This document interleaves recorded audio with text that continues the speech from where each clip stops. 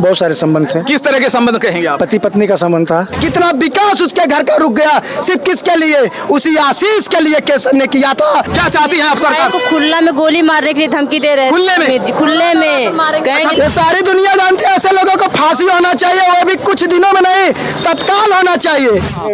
नमस्कार दोस्तों, मैं हूं राकेश और बहुत बड़ी खबर जो है इस समय प्रयागराज से आ रही है। दोस्तों मैं बता दूं कि अगर दिल्ली की जो है साक्षी का जो खबर था उससे भी घिनौना खबर जो है इस समय प्रयागराज से आपको देखने को मिलेगा।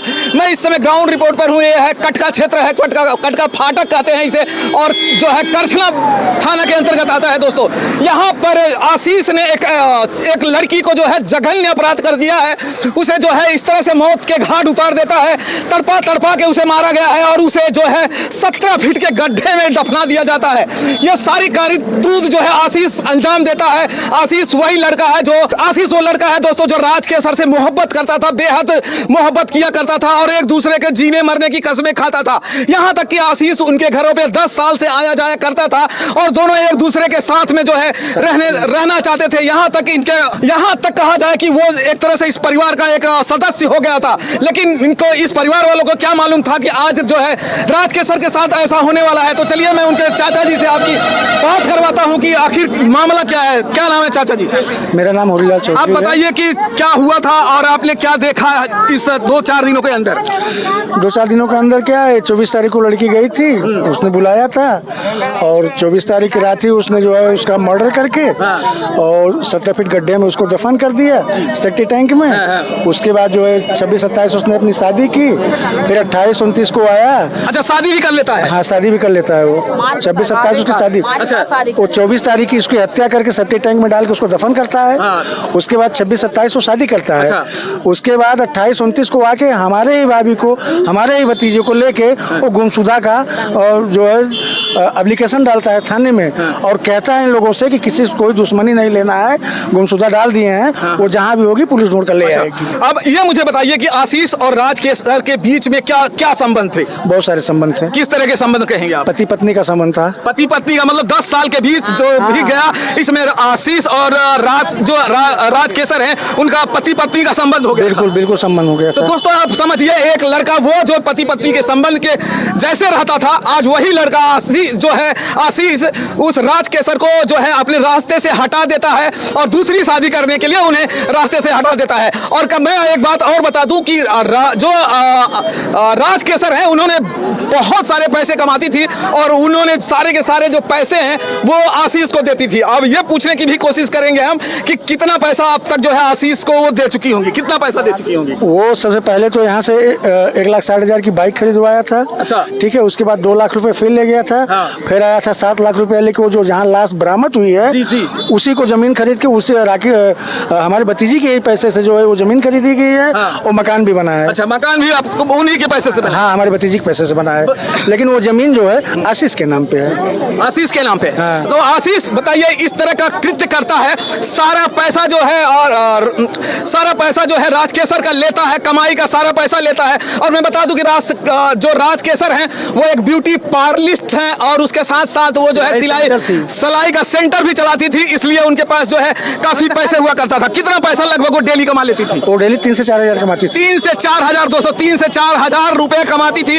यानी कि 3 से 4 हजार मामूली नहीं होते हैं, वो काफी पैसे होते हैं। और ये सारे के सारे पैसे जो है आशीष यूज करता था। ये यहाँ पर कुछ भाई हैं, इनसे भी मैं पूछने की कोशिश करूंगा। क्या नाम है भैया आपका? आशीष मौर्य नाम है।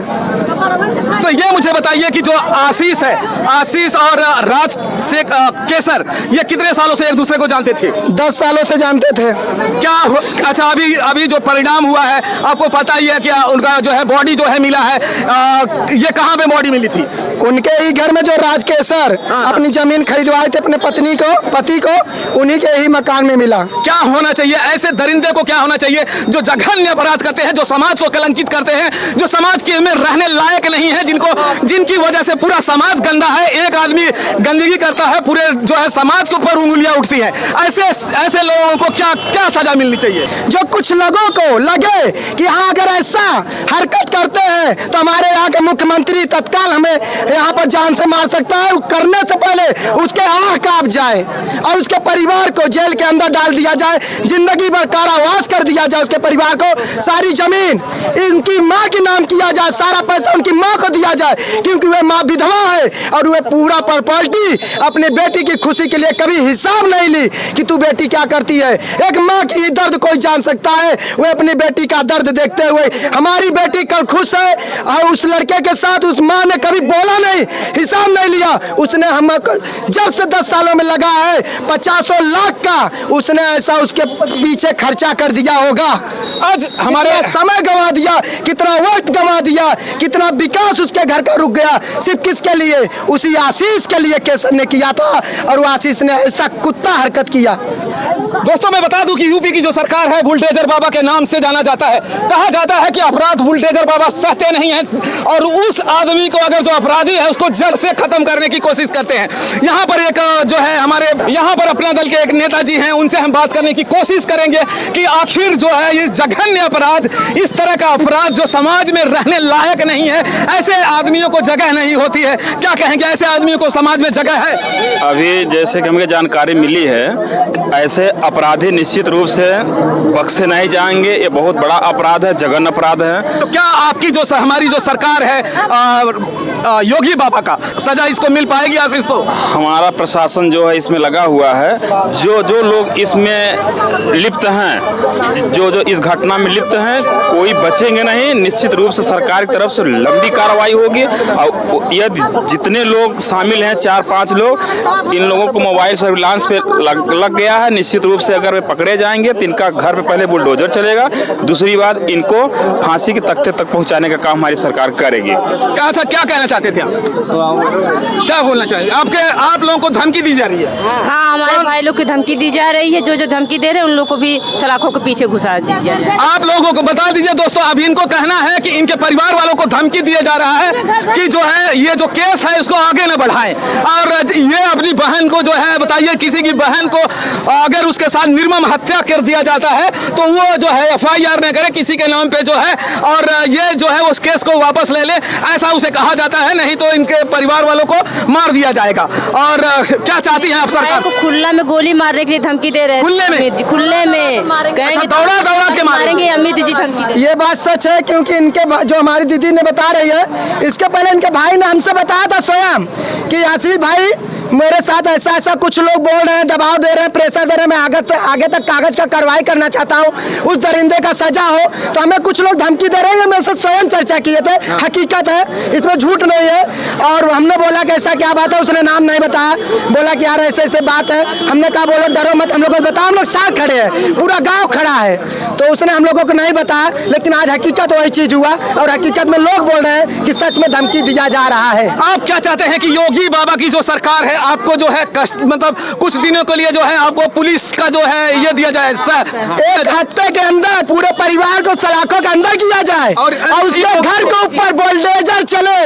अगले 2025 में चुनाव होगा। इस करछना से बुलडोजर बाबा को जिताने का पूरी जिम्मेदारी करछना का जनता ले रही है। अगर इस कार्य को जल्द से जल्द खत्म कर देंगे तो यहाँ पर चलिए, ये इनकी बहन है दोस्तों और ये कुछ कहना चाहती है। क्या कहना चाहती है? आपके परिवार को जो है पुलिस का जो है वो मिलना चाहिए, सपोर्ट मिलना चाहिए, आपके यहाँ पुलिस रहनी चाहिए, जिस तरह मदद करनी चाहिए, मदद करनी चाहिए पुलिस वालों को हमारे घर के लिए। मेरे दोनों भाई को सेफ रखने की जिम्मेदारी संभाल ले, बस हो गया। क्योंकि इन लोग का भरोसा नहीं है। मेरे पिताश्री का ऐसे मर्डर करवा चुके हैं, मेरी बहन का तो करवा ही चुके हैं, अब मेरे भाई लोग पे जरूर पीटेंगे ये लोग। तो दोस्तों अब एक बहन जो है अगर कह रही है कि मेरे पिताजी का जो है मरवा चुके हैं ये लोग और मेरे बहन को भी मरवा चुके हैं, तो इनके ऊपर कोई भरोसा नहीं है। ये इनके भाइयों को भी मरवा सकते हैं, डरे हैं, सहमे हुए हैं। इन्हें जो है इनका पुलिस की जो है इन्हें प्रोटेक्शन चाहिए और कुछ दिनों के लिए डरे हुए हैं। तो इनका कहना है कि हमें पुलिस प्रोटेक्शन चाहिए ताकि हमारे भाइयों को जो है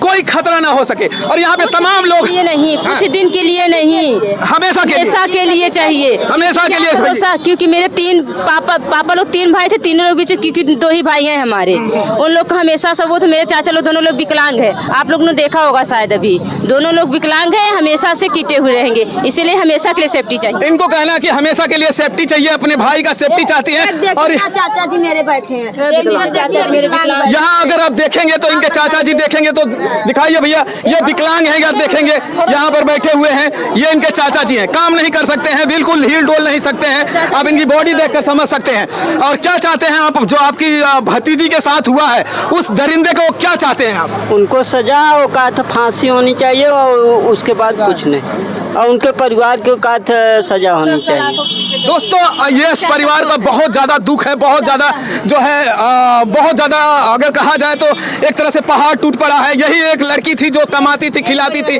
और पिलाती थी, यहाँ तक इस परिवार को चलाती थी। अगर आप देखेंगे तो ये दूसरे चाचा हैं, इनकी भी हालत आप देखेंगे तो सही नहीं है, सरिये के सहारे चल रहे हैं। तो इस परिवार में कोई भी ऐसा नहीं है जो कमा खिला सके, और वही एक लड़की थी जो कमाती थी, खिलाती थी और इस परिवार को चलाती थी।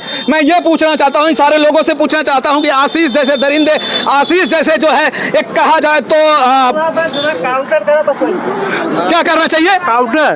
इनकाउंटर होना चाहिए। हाँ तुरंत तत्काल इनके घर के मत कुर्की। ये देखिए इनके चाचा जी कह रहे हैं कि उस लड़के को, ऐसे लड़कों के इनकाउंटर होना चाहिए और उनके घर की कुर्की होना चाहिए। ऐसे लड़के समाज में रहने लायक हैं? नहीं, ऐसे लड़के समाज में रहने के लायक नहीं है। नहीं। दोस्तों यही ऐसे लड़के हैं जो समाज को गंदा करते हैं। इसी वजह से आज हमारा हिंदुस्तान में कुछ ऐसे लड़के आज भी कहीं न कहीं जघन्य अपराध कर जाते हैं दोस्तों। और मैं बता दूं यहाँ पर भी यही हुआ है। तो चलिए दोस्तों, हमारे वीडियो को इसी तरह से देखते रहिएगा और अपना मैसेज करके अपनी राय जो है व्यक्त कीजिएगा। जय भारत, जय